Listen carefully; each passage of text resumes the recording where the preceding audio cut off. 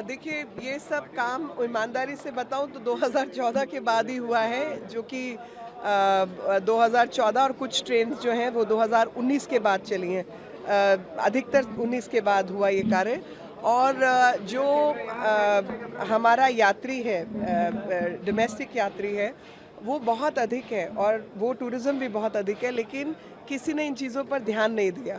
और ख़ास तौर पे जो धार्मिक यात्राओं वाला टूरिज़्म है वो इस देश में बहुत अधिक है। तो ऐसे ही गुरु कृपा भी चलाई हमने, अभी पीछे लखनऊ से चली थी, परसों चली थी, आज ये चली है। इससे पहले पूर्वोत्तर की हमने ट्रेन चलाई। तो जब यात्री जा ही रहे हैं तो उनको यात्रा की सुविधा पहुंचाना भी सरकार का कार्य है।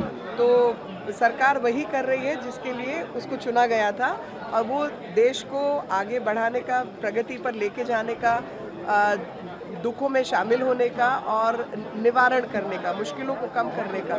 तो अब ये जो यात्रा है, आप अंदाज़ा लगाइए कि ये पहले एक और कैटेगरी की ट्रेन्स हैं उसके लिए हुई, अब ये भारत गौरव जो ट्रेन्स हैं उसके लिए भी इसको शुरू किया गया, एक डिफरेंट सेगमेंट को डील करते हुए, ताकि अधिक से अधिक लोग इसके साथ जुड़े और उनको सुविधाएं भी मिले। एक्चुअली आप लोग ट्रेन शुरू कर रहे हैं, कांग्रेस तंज कस रही है। वंदे भारत की जो शुरुआत भी हम करते हैं, मल्लिकार्जुन खड़गे ने तंज कसा है कि वही डिब्बा हर बार। मुझे लगता है कि उनको शायद ये भी जानकारी नहीं है कि जिन्होंने डिब्बे बंद करने की राजनीति की हो, उनको शायद ये जानकारी नहीं है कि कितने डिब्बे ये सरकार बनाए हैं। इस सरकार ने एक नहीं कई नई ट्रेनें खड़ी कर दी हैं, नए डिब्बे बना दिए हैं।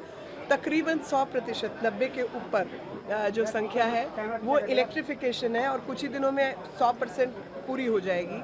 नए इंजन इस देश में बन रहे हैं, जिनके समय पर डीजल इंजन या स्टीम इंजन चला करते थे, उनको इलेक्ट्रिक इंजन की समझ नहीं। आप सोचिए कि भारत सरकार के अंदर कॉन्ट्रैक्ट होते थे, जब दुनिया सस्टेनेबिलिटी की बात करती थी तो डीजल इंजन के, और जो पूरी दुनिया में बंद हो रहे हैं तो हमारी सरकार जाके वो कॉन्ट्रैक्ट कर लेती थी।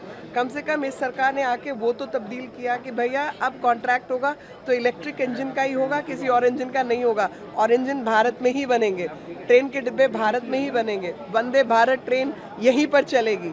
कश्मीर से कन्याकुमारी को ही नहीं जोड़ा गया, बल्कि पूर्वोत्तर में ट्रेनें नहीं थी, वहाँ रेलवे लाइन नहीं थी।